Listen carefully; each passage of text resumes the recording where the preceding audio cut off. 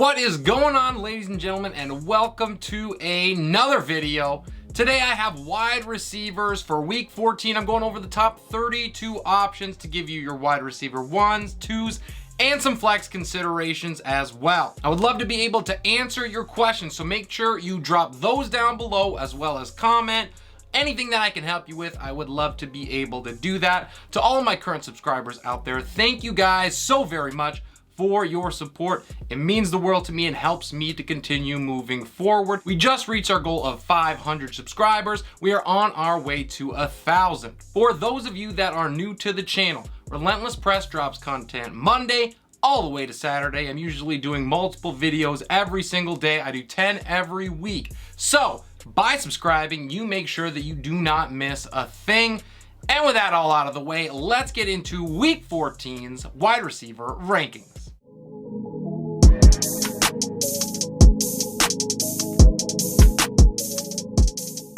At the top spot is Justin Jefferson, who traveled to Detroit to take on a hot Lions squad. Jet was held down for most of the game against New York, but was still able to score the game-winning touchdown. He leads the league in red zone targets. He also has 11 targets in each of the last 2 games, and he gets a joke of a secondary to go against here. Jet could easily go for 150 plus in this game, and he's probably going to score for his 3rd straight. Davante Adams is up next at 2. He has elevated to another level over this torrid 5-game stretch he has been on, averaging nearly 133 yards and over 13 targets.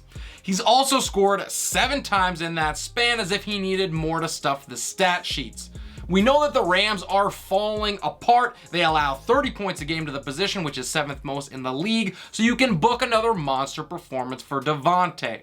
Tyreek Hill is next at number 3. He saw a massive 14 targets against San Francisco, and he did not disappoint with them, finishing the week as the wide receiver 4. It was his 6th game of over 140 yards on the season, which is pretty incredible, and he's probably going to be just as busy in this one with Jaylen Waddle a little banged up, so the sky is the limit against LA.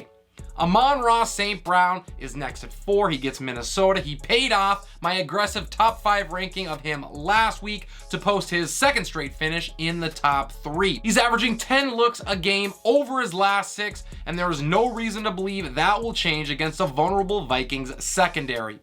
At the top of tier 2 is Ja'Marr Chase. He's at 5. He looked solid in his return from injury, showing little signs of it affecting him. After leading the team in yardage against the Chiefs, he is set up for another big performance against a beatable Browns squad. You can set him and forget him for the rest of the season. In the 6th spot is Stefon Diggs, who did not seem to be deterred by an elite secondary last week, so I don't think that the Jets' elite secondary is going to stop him here. He's been a wide receiver 1 in 2 straight weeks. He's got 24 targets in that time, so I think he is destined to step up and produce with all of that volume. AJ Brown is my next man up at number 7. He took full advantage of a great matchup last week against Tennessee, and even though this Giant squad looks solid on paper, they are allowing top 10 numbers in yards per completion.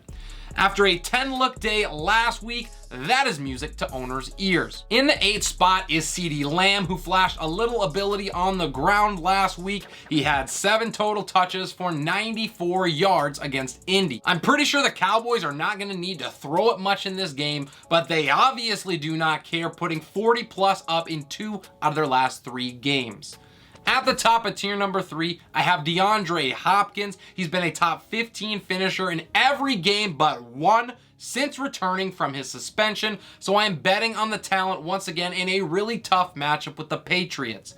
New England has given up passing touchdowns aplenty over the last 3, so there is more upside for Nuke than meets the eye. To round out my top 10, I have T. Higgins, who only saw 5 targets last week, but he made the most of them. He scored a touchdown in the 2nd quarter to help salvage his day. I think that Cool Joe ensures that he gets back on track and gives him some more looks, and the field also opens up with Ja'Marr Chase back. Both positives for a solid performance from him. Jaylen Waddle is my 11th ranked guy. He had a nightmare game last week, but the good news is that it did not remove him from it completely. I believe because he was able to return last week, he will be good to go this week, but we need to monitor reports to ensure that he is, and if he is active, he is locked into your lineups, even if he's less than 100%.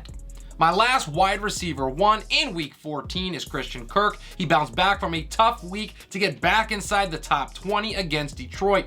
He's racked up 100 yards or more in 2 out of his last 3, and he's going to make that 3 out of 4 against Tennessee. The Titans have surrendered 6 passing scores over their last 3 games, and no one gives up more points to wideouts than Tennessee. Leading off tier 4, I have Garrett Wilson, who is looking like a legit wide receiver 1 in New York. I was aggressively ranking him last week, and I'm going back to the well here. Over the last 2 games, he's finished as the wide receiver 2 and the wide receiver 9 on 23 targets. He's racked up 257 yards and 2 scores in that time. Now, the Bills look like a difficult secondary, but they are giving up the 11th most points per game to the position on the season, and they've allowed 6 passing scores in the last 3 games, so this seems like a secondary that Wilson will have little trouble with. DK Metcalf and his teammate Tyler Lockett are up next. Whichever Hawk receiver you have this week needs to be in your lineups. I know that the matchup is not great here, but both Lockett and Metcalf have been. Combined, they've scored in 8 out of their last 10 games, so I am ignoring this great secondary and picking the awesome offense over it. It'll probably help even more that Kenneth Walker is banged up. If Ken Walker can't go, it means even more looks coming their way. Keenan Allen is my Sweet 16 in week 14. He got all the looks last week against Vegas. He turned 14 targets into 88 yards and a score. It was his best finish of the entire season. The Dolphins are allowing the 2nd fewest yards per catch, so every yard he earns will be a hard one, but it is still going to pile up as the Chargers go toe-to-toe with the Finns. At 17 is Chris Godwin. He headlines tier number 5. He's seen 13 targets in back-to-back games as Tom Brady's favorite safety blanket. And while I certainly don't want any part of this defense, the volume cannot be ignored. What are they going to do? Try to run it against the 49ers? No. Didn't think so.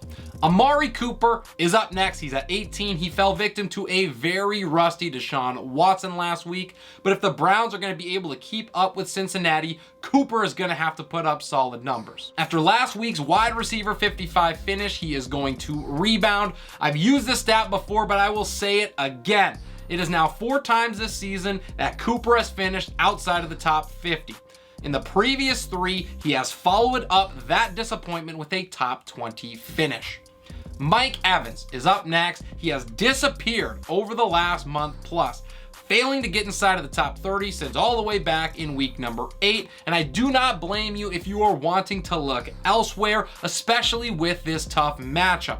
I just cannot and will not quit Big Mike. He's had just 19 total targets in his last 3 games. I think that means Brady focuses on getting him back on track. Deebo Samuel rounds out my top 20. He had plenty of chances against Miami, but he could not capitalize them. 14 touches, just 63 total yards. Maybe those injuries were starting to bug him a bit. With Brock Purdy at the helm, it definitely lowers his ceiling, but I also believe it means that they're going to scheme ways to get Deebo open in space, and there are few players more dangerous in those circumstances. At the top of tier 6 is DeVonta Smith. He balled out for the first time in basically forever against the Titans, posting his first 100-yard game and top 10 finish since way back in week number 3. He has seen 8 or more looks in 4 straight, and with that volume in this offense, there is no way you are passing it up. Marquise Brown is in at 22. He is a solid candidate to take advantage of plus matchups with the Patriots focusing in on Nuke. Rondale Moore is still dealing with a groin injury as well, and that makes Hollywood the de facto number 2 option in a game where the Cards are going to have to air it out plenty. Up next is DJ Moore, who posted a top 10 day with Sam Darnold at the helm prior to the bye for the Panthers, and this minus matchup may be a little misleading. The Hawks have allowed 11.5 yards per completion over their last 3 games. That is 10th most in the NFL. And as the unquestioned alpha, that is great news that more can take advantage of. The last wide receiver 2 I have is Jerry Jeudy, who should be able to make a porous Chiefs defense pay. They give up over 31 points a game to wideouts. That is 5th most in the league.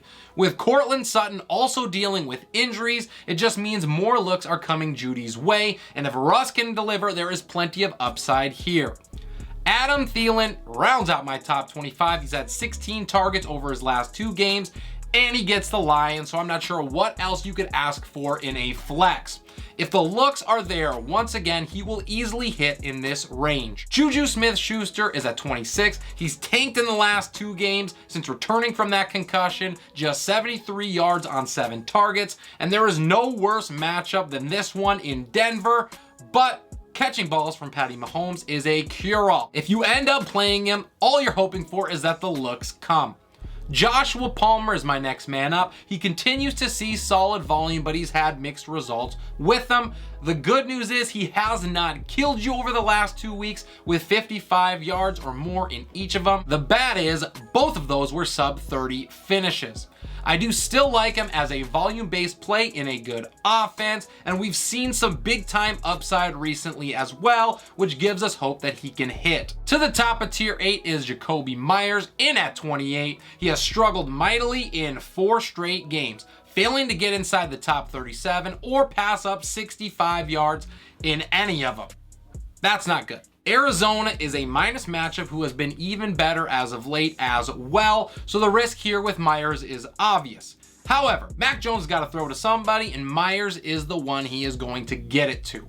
Brandon Aiyuk is at 29. He may be the 49er that is most hurt by the Jimmy Garoppolo injury. He's also posted sub 35 finishes in 2 straight, so the warning signs are clearly there for us. I would flex him if I am short on options, but he's not going to get close to the upside that we saw towards the middle of this season, again for the rest of the year. Gabe Davis is at 30. He once again feels more boom than bust to me, just like I felt last week when he had just 15 yards on 2 catches.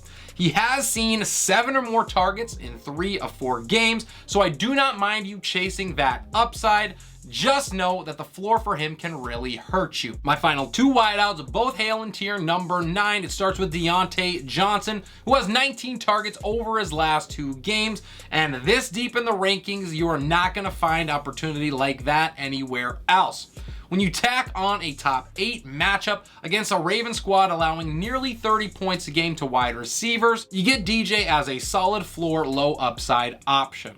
The last wide receiver I have on my list is Mack Hollins. He's seen 9 targets and racked up 50 yards or more in 2 out of his last 3 games. And when you consider how good Derek Carr has been and how bad the Rams are right now, it just adds up.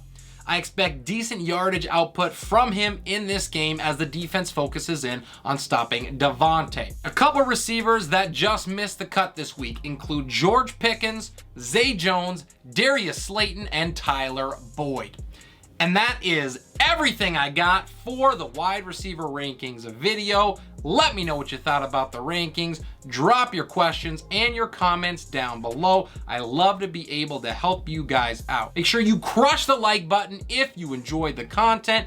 And if you haven't done it yet, please consider subscribing to the channel. That keeps us moving forward, and we are always looking for more people on our bandwagon. This is Relentless Press. I am your host, Abraham Opatz, and I will see you next time.